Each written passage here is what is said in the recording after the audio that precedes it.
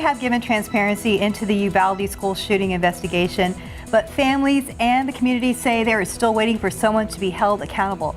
The latest from yesterday's school board meeting coming up. Plus, with rising interest rates, how is that affecting the housing market here in San Antonio? We hear from local real estate experts about how the market is looking. And coming up next, thanks to the world's most powerful space telescope from NASA, we are learning more about the universe. Details on how a UTSA professor is involved in this research. And taking a look outside with live cam this morning, we are at 81 degrees, which is actually mild compared to what we will face today and tomorrow.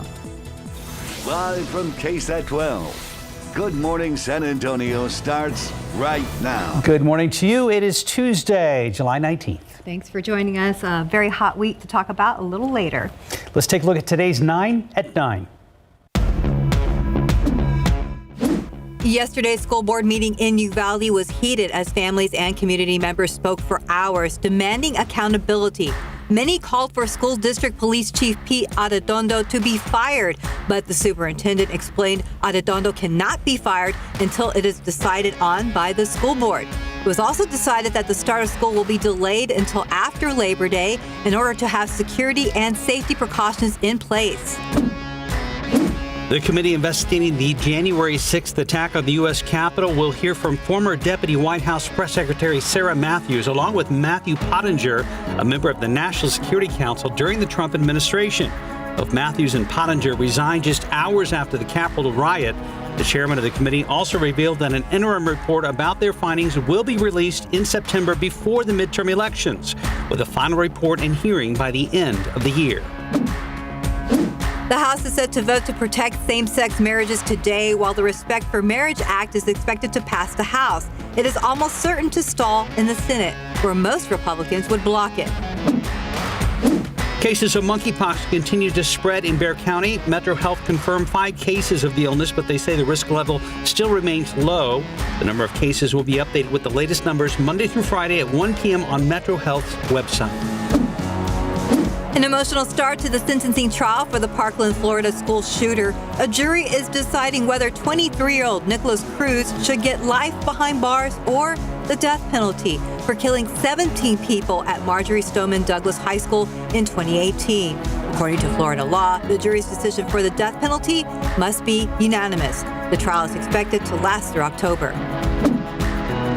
After the launch of the new National Suicide Hotline, mental health professionals say they're seeing an uptick in calls. The new 988 number was set up to make calling the hotline easier for anyone dealing with a mental health crisis or struggling with thoughts of suicide. Officials say 90% of callers just need someone to talk to and could be helped right there on the phone, but the other 10% need more intervention. It appears many Americans aren't happy with the direction the country is going on a variety of issues. A new CNN poll found the public's outlook on the state of the country as a whole is the worst it's been since 2009, with the view on the economy its worst since 2011. The price at the pump is continuing to go down. According to a price reporting agency for AAA, regular gas costs less than $4 a gallon at nearly 1 in 5 gas stations. Most of the cheaper gas is in the Southeast, Texas, and Oklahoma. The drop in price can be attributed to fears of a global recession. The average gas price here in San Antonio is $3.92 a gallon. Dangerously hot weather across much of the country. 60 million people across the U.S. are expected to face temperatures of 100 degrees or higher in the coming days. And overseas, extreme heat is blamed for more than 1,100 deaths in Western Europe, where most homes have no AC. England could hit 104 today, which would be its highest temperature on record. And that's today's 9 at 9.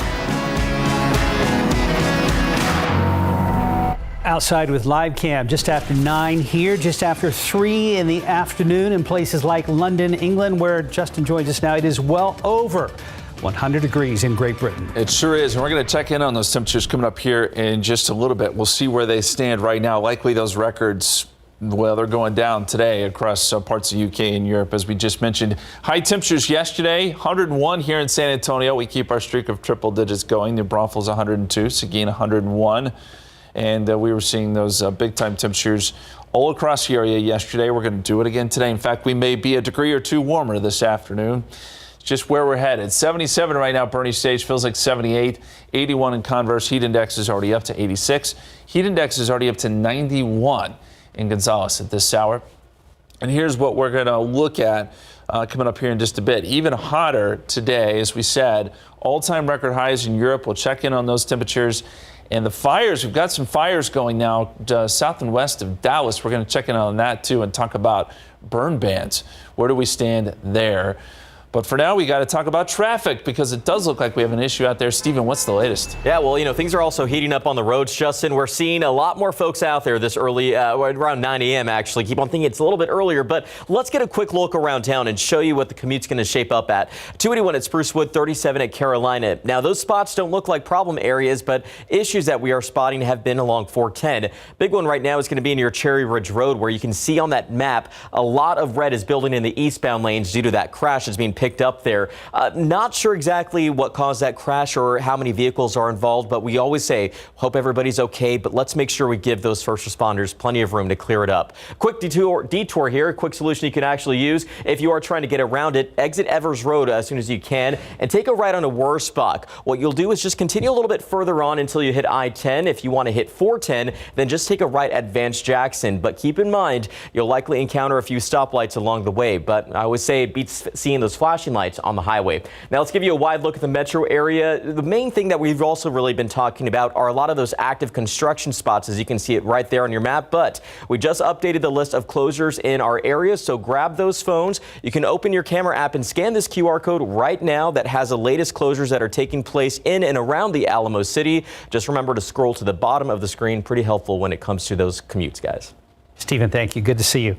In your morning headlines, it's not a movie yet. A jewelry heist has Hollywood written all over it, and a different kind of wedding crasher. Plus, Google is splitting up, and a famous giraffe is making a comeback. David Sears is here to explain all this. I'll give you a hint. It's not at the zoo.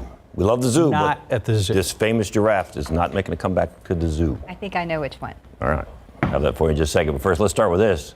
It is Hollywood, and it's a jewelry heist right out of an action film. Millions of dollars worth of jewels and gems gone, along with some other valuables. The thievery happened just outside of L.A. A Brinks tractor trailer was taking all the precious jewelry from San Francisco to L.A. The driver stopped at a highway gas station combo rest area, and that's when he got robbed. To have a robbery like this occur with that amount of money, possibly upwards of $150 million in losses, is just incredible. And that's where the story gets a little shady. How much are the jewels really worth? 100, 150 million, or 10 million? Brinks says it was under 10 million. Apparently, according to some experts, they underinsure because the higher the value, the more the insurance costs. The president of the show in L.A. said they were valuable diamonds, jewels, and gems, some Rolex watches and Cartier watches. Arnold Duke said the certified diamonds have serial numbers engraved in them, and you have to have a microscope to see them. And then the watches also had several serial numbers in them. So a lot of stuff is traceable. The Brinks driver and crew cooperating with the investigation. There are wedding crashers, and then there are wedding crashers, and look out! That wave crashed a wedding in Hawaii. Dylan and Riley Murphy were just about to exchange vows when the big one hit. After several more waves came crashing in, they were still able to salvage the night. Despite what the video looks like it was the entirety, but it was only our backup bar and then our catering tables that luckily didn't have any food on them yet. So we were very fortunate for that. And then, of course, the cake. That was amazing that the cake was spared. So the main bar was saved. That's good news. And more good news, Dylan had already swept Riley off her feet, so they didn't need a dance floor. Good thing it was swept away. The party kept going on the grass. The couple has more stories than most to tell over the years now. Hey, Google is splitting up their stock shares. That means it could be easier for the average person to buy some Google stock. Before now, it was just for those really rich people. Google split shares up by 20-1. So if you had one share worth $2,200, now you've got 20 shares worth about $112 each.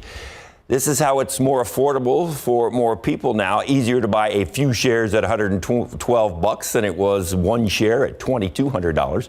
The split doesn't hurt Google at all. The parent company, Alphabet, still worth $1.5 trillion. Think about that every time you Google something.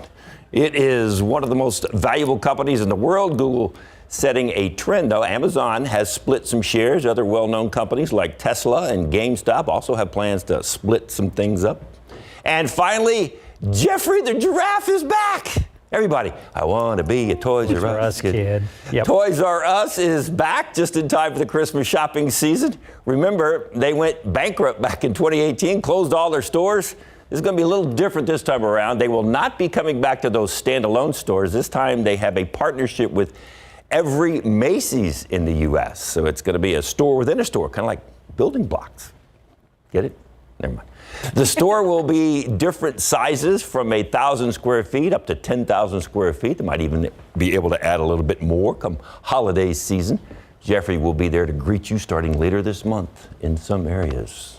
A store inside a store. Yeah. We're inside a store. There's a lot of those going on right now. Is it Kohl's do something like that too? I think so. Also, there's I think that one is Sephora's inside JCPenney's. Right, there you go. Yeah, Like so. Yeah. But Macy's might have to make an adjustment for Jeffrey so they can get him through the door. Yeah. That's also true. All right. We'll get ready for him. Thank you, David. Thank you. 9:09, about 82 degrees. Still ahead on GMSA at 9. Authorities are asking for leads in a deadly apartment fire in San Marcos that happened 4 years ago. What they, along with the community, are doing in hopes that someone will be arrested for the crime. Plus, thanks to the world's most powerful space telescope from NASA, we're learning more than ever about the universe. Coming up after the break, Tiffany Huerta is going to show us how a professor at UTSA is involved in this research.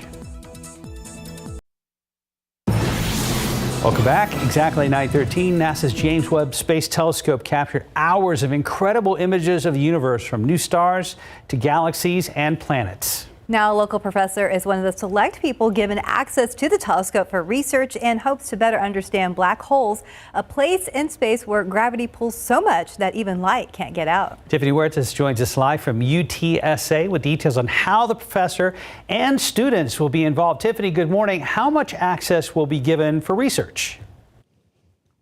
A lot of access, Mark. Now, this professor, Chris Packham, is co-leading a team of international scientists. They've given access to more than 50 hours on the telescope to collect data for research. And Chris joins us this morning to learn a little bit about this image. Good morning, Chris. Talk to us about what we're looking at and what did we find? Good morning. I'm so excited to show these some of the first images from the James Webb. So here's my personal favorite. It's just like art to me. You see this beautiful nebula of gas and dust. The stars are heating the dust. They're making these colors that allows us to know what elements it's made up of. But to me, the amazing thing, this is a stellar nursery. Hundreds of new stars being born here. Some might have planets around them. That's incredible. And your team is going to be looking at specifically the black holes, right? That's right. So if we look to the other image, what we can see is this is another first light image from James Webb. Each of these little points of light, except for just one or two foreground stars, is a galaxy. Remember, a galaxy is a collection of maybe 100 billion stars. It turns out most of these galaxies have a supermassive black hole in the center. That's what we want to go and look at. How are your students being involved in this project?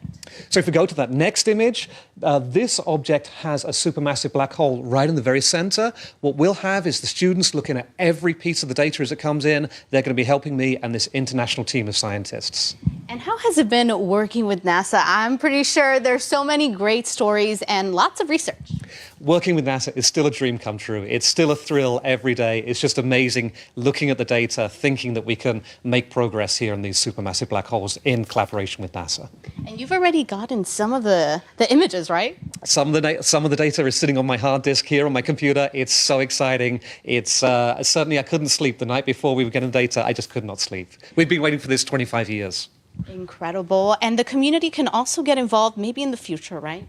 That's right. So one of the things that I like to do is give presentations about this wonderful new telescope. Also, we train teachers around the state of Texas into how to teach astronomy, and that helps with STEM education. And we're working very closely with the city of San Antonio, particularly Councilwoman Adriana Rocha Garcia. I know a lot of people, especially back at the station, are thinking this is just incredible, amazing images. Thank you so much for joining us this morning. We're going to have more from you coming up on the noon show. Back to you guys in the studio. Awesome. Tiffany, tell him his enthusiasm is infectious. Yes. They say Oh, I wanted to hear his reaction. Passing it along. Yes. Yeah. Anyway, well, very cool images, and this is just the tip of the iceberg. I mean, more to come from the Webb telescope in the years and decades to come. Yeah, he said it was 25 years that they were waiting for it. So. Justin joins us now. I know you're equally enthusiastic about just how mind-blowing some of these new images are. Incredible. 100 billion stars per galaxy. Okay, it's hard to wrap your mind around that. The fact that we can see them. But I will tell you, one star that we're becoming very familiar with is the sun. Our star. Yes, that we know so well, and has really just been baking the state of Texas. You look at the watches and warnings, and we've got excessive heat warnings and heat advisories across most of Texas, not all of Texas, but most of Texas, and that stretches from Dallas-Fort Worth down to San Antonio, San Angelo, Waco, Austin, Wichita Falls. The numbers today are going to be really pretty incredible. 110 in Oklahoma City, 113 in Wichita Falls, 110 in Dallas, and these are the air temperatures. So it could even feel a little bit warmer than that in some cases with the heat index. 106 up there in Wichita. So as I said yesterday, we are not alone. It is also that way on the other side of the earth as we go over to Europe. Right now, we're looking at temperatures around 102 in London, 102 in northern France, Paris 102. There was a provisional high of around 104 in London, which just beats their old record, of their all-time record temperatures. And as we said, too, there is very few people over there that have air conditioning because they just don't see temperatures like this. So it is very, very dangerous for those folks. Hopefully the heat subsides, and it will, coming up tomorrow. 100-degree days this year. We are now up to 39. We're breaking records left and right. We're going to be breaking that 2013 record very soon. In fact, by Thursday, we will have surpassed that. Well on our way to headed towards the 2011 and 2009 records of 57 and 59. Triple-digit heats still very much in the forecast. And what we're looking at here, this is a chart showing the average temperatures here in San Antonio. And I point this out because we're right about here. We still have about a month or so left where we see average high temperatures actually get even hotter. So we're not done with the hottest part of the year yet. We've got more to go, and so that's why it is concerning considering what we've seen so far. Outside, we've got clear skies. Temperatures at 82 degrees at the airport, 82 Stinson, 82 Kelly, 81 at Randolph, and 70s for places like Kerrville and Rock Springs, but that won't last long. You'll be in the 80s here very soon. 82 Carrizo Springs, 83 Pleasanton, 83 in Gonzales, and low 80s across Bexar County.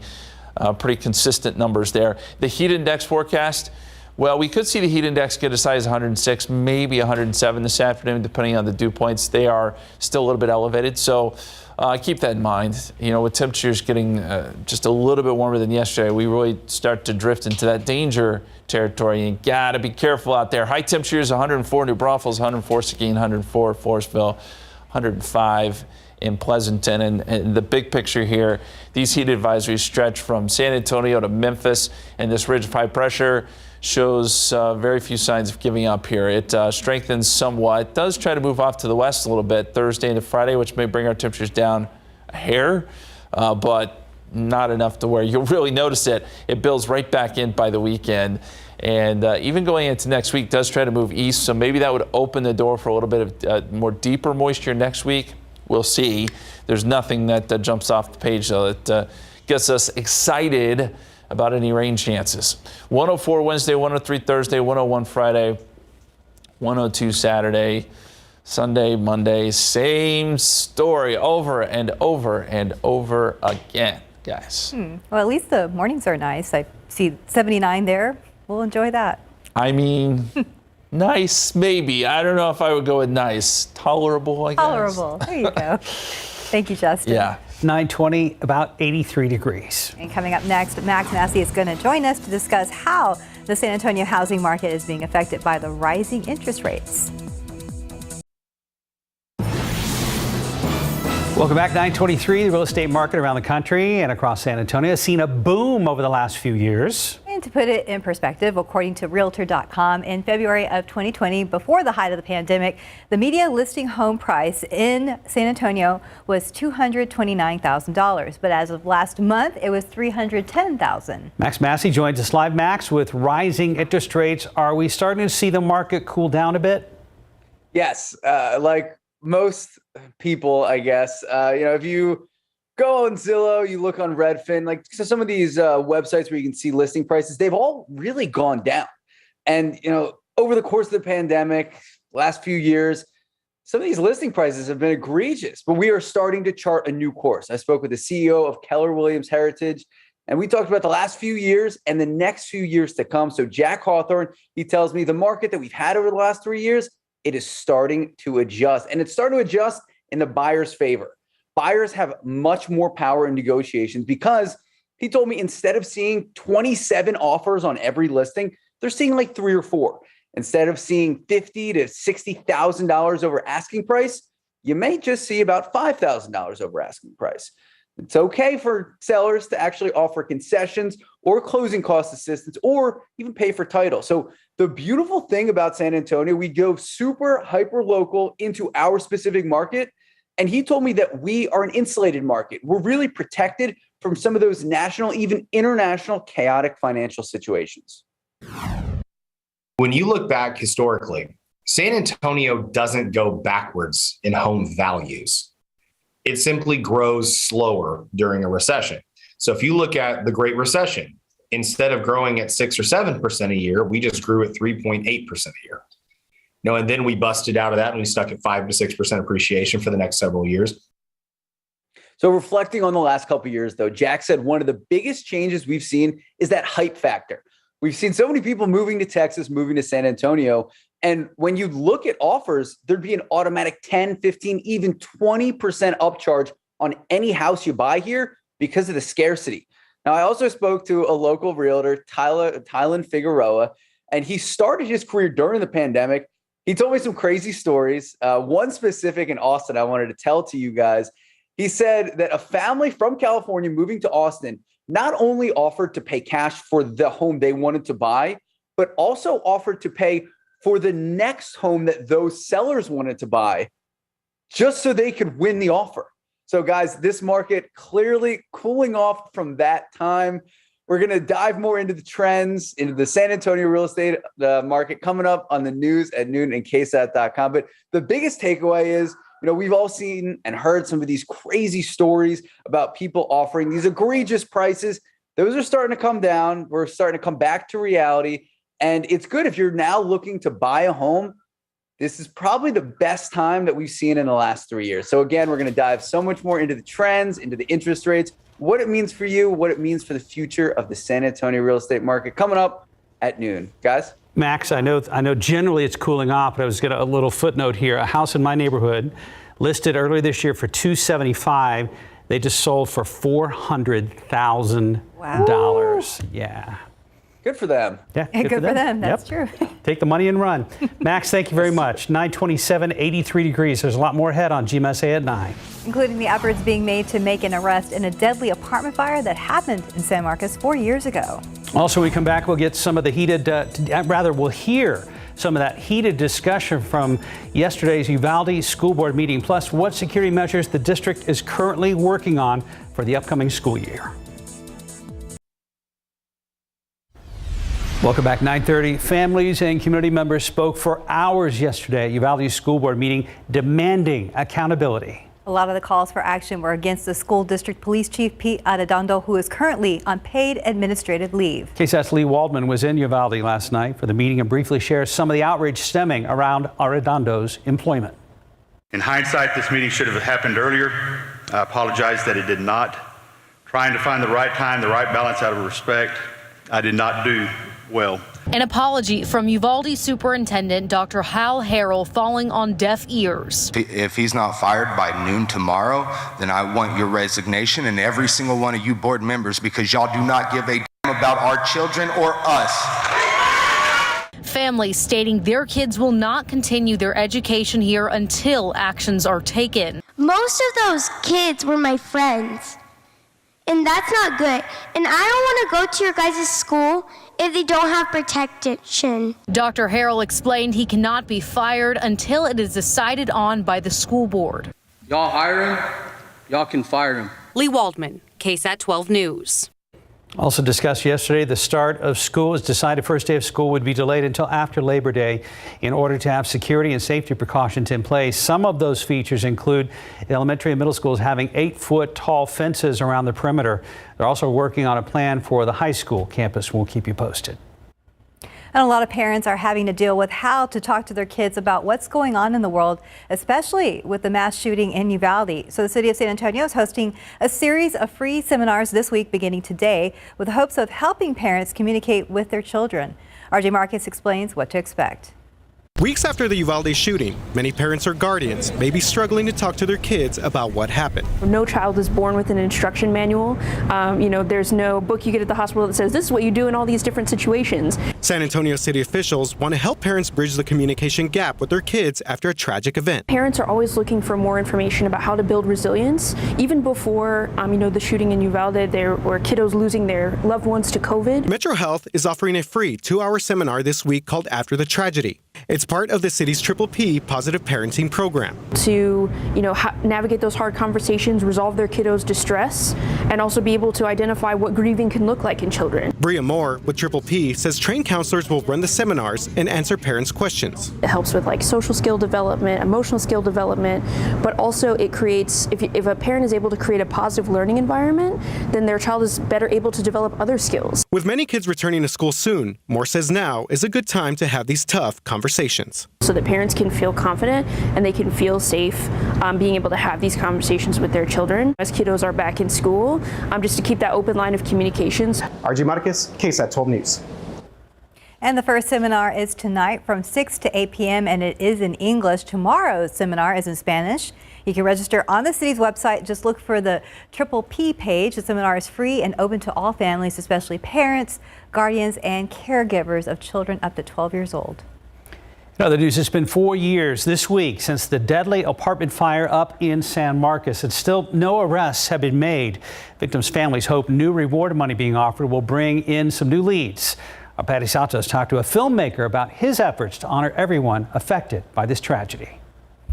July 20th, 2018, a massive fire breaks out at the iconic Village Apartments, killing 5 and injuring several others. Investigators say it was arson. It's not close to being solved, to the best of my knowledge. Brian Frizzle's sister was killed and his best friend nearly died. His struggles with not only his physical capabilities, but also his mental capabilities now. The filmmaker is working on a documentary about the victims and those who survived that massive nightmare. It was always about getting justice, having someone see it, hopefully someone who knows something, and them coming forward to help us out.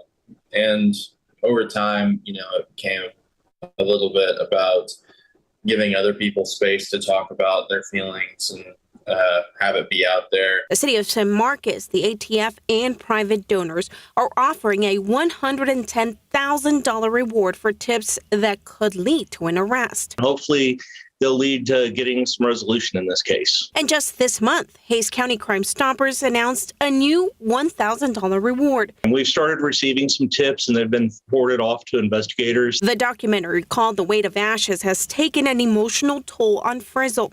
He hopes it has the same effect on whoever knows who's responsible for the fire, but has kept quiet. It'll bring a lot of peace to people. It's a monstrous thing to do, to keep this information to yourself. Patty Santos, KSAT 12 News. We see the number there on the screen. Anyone with information about this fire can call the ATF tip line at 1-888-283-8477. Frizzle says his film should be finished in the next year or so. Any money he makes on the showings of the film, he says, will be combined to the $110,000 reward. After the massive power failure during the February 2021 winter storm, there's been a big focus on power sources in the state of Texas, the pros and cons, advantages and disadvantages. When it comes to renewables, solar power is gaining some steam. It gives me the advantage of not worrying about what the price of gas is because I drive on sunshine. So how does it work? And is harnessing the power of the sun as easy as it sounds? In the latest episode of KSAT Explains, the team breaks down solar power, the things to consider about this energy source, and what options CPS Energy provides. You can watch that full episode online right now on KSAT.com. Well, no doubt about it. We are certainly not lacking in the sunshine department as we take a live look outside with live cam right now over in the northwest side. Beautiful day out there, and not a cloud in the sky that I see, Justin. No, there's not. We'll see sunny skies all day long. And yes, those solar panels are getting plenty of sun these days. We've been hard pressed to even get cloud cover in the afternoon. And today is one of those days, sunny all day long. And usually when we see that, those temperatures go up really quickly. Let's take a look at the numbers right now. 82 degrees at the airport, but it feels like 86. 81 Converse feels like 86 there. And your current heat index in Kerrville, 84 when you factor in the humidity. Pollen count is in. Molds and pigweed are there, but they're low. Not much to worry about in that department. Your KSAT 12-hour forecast, 89 by 11 o'clock, 94 by noontime, 100 already by 2 o'clock.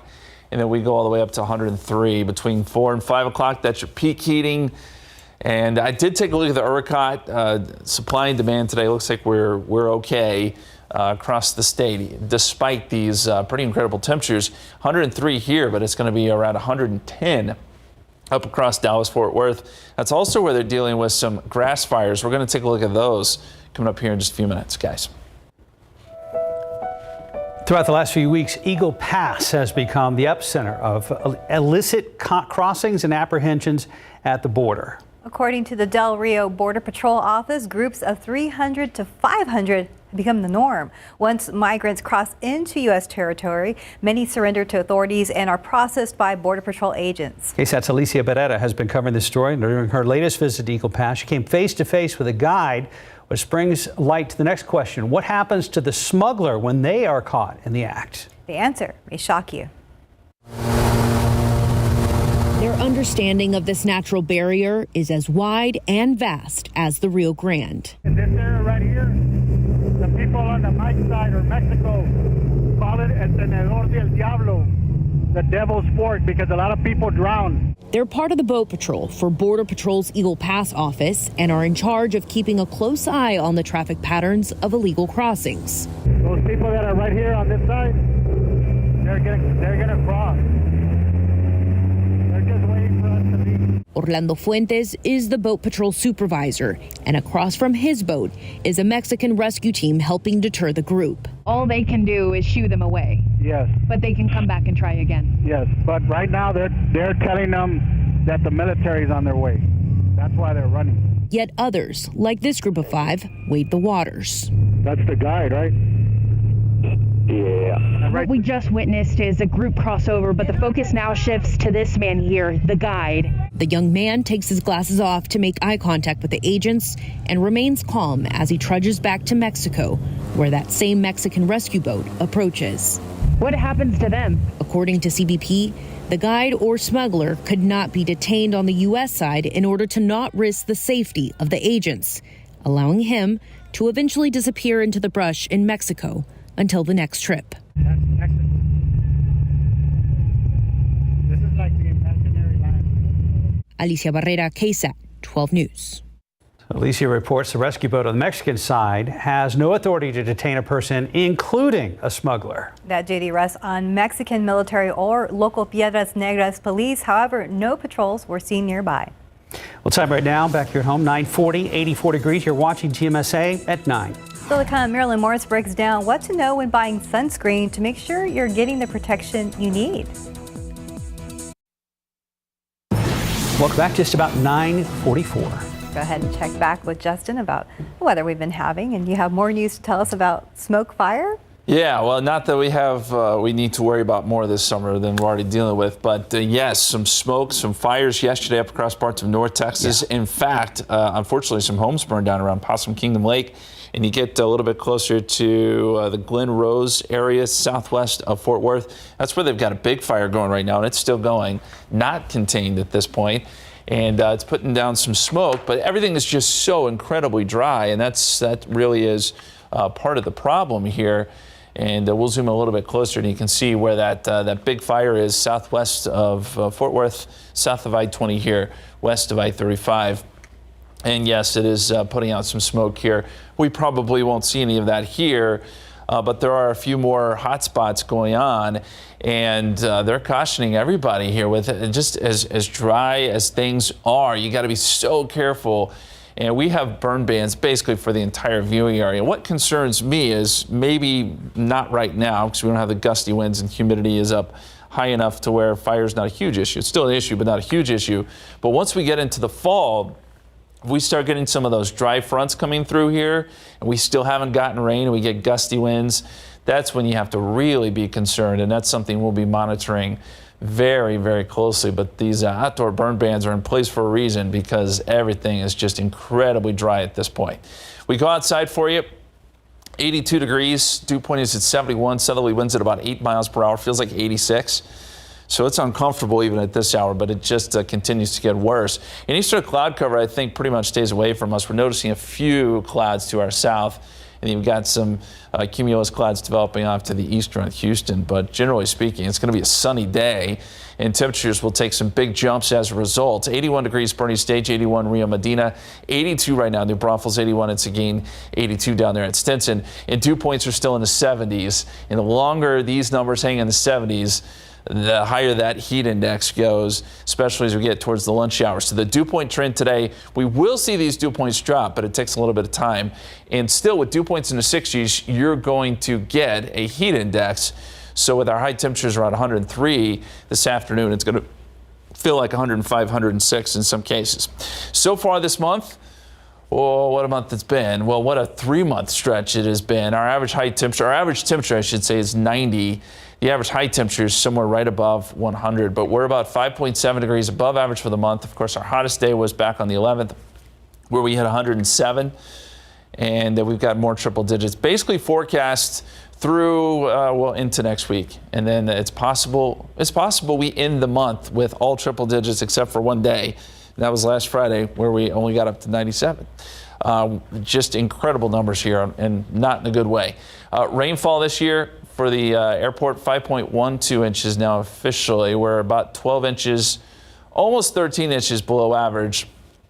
Del Rio hasn't even picked up 3 inches yet. They're about 7 inches below average. And Austin, even with 14 inches, is 5 inches below average. And there is not much hope for rain in this 7-day forecast. 104 tomorrow, 103 Thursday, 101 Friday. Triple digits going into the weekend. We probably will set some records tomorrow and Thursday. And I don't know what else to say. There's, as we look forward in time, maybe next week a little bit more humidity, maybe a small chance for rain, but just too early to say just yet. It's understandable if you ran out of words there. Yeah, it's the same thing. I just keep thinking we're going to get through this. We're going to get through this. Maybe as we get into August, maybe something tropical will head our way. Okay, fingers crossed. Fingers crossed. Thanks, See if something happens. Well, you should probably wear sunscreen year-round, but it's really important to wear when you're out in the blazing sun. But buying sunscreen can be confusing with so many claims and numbers on the labels. Well, that's true. 12 on your side, it's Marilyn Moritz decodes the sunscreen lingo. You know you need to wear sunscreen, but do you know what the labels mean? SPF, sport, reef safe.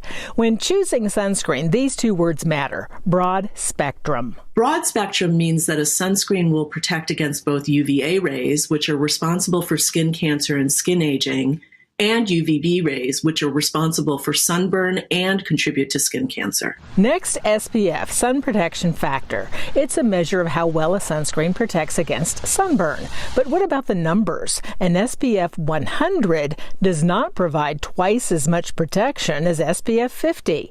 Instead, SPF 100 blocks 99% of UVB rays. SPF 50 blocks 98%, and SPF 30 blocks 97%. Water resistant. That means it's effective only for the time stated on the label when you're swimming or sweating. Now, take terms like reef safe and sport. Neither is a regulated term. Same goes for dermatologist tested. Some of the labels on sunscreen are just for marketing purposes, and they may not mean what you think they do. No matter what sunscreen you choose, it matters how you apply it. The biggest mistake people make, not using enough or reapplying often enough. For lotions, use about a teaspoon per body area. For sprays, use enough so your skin glistens, and yes, you are supposed to rub it in. Finally, sunscreen does expire. There should be an expiration date on the bottle, but if there isn't, if it's more than 3 years old, it's time to toss it out. Marilyn Moritz, KSAT 12 News.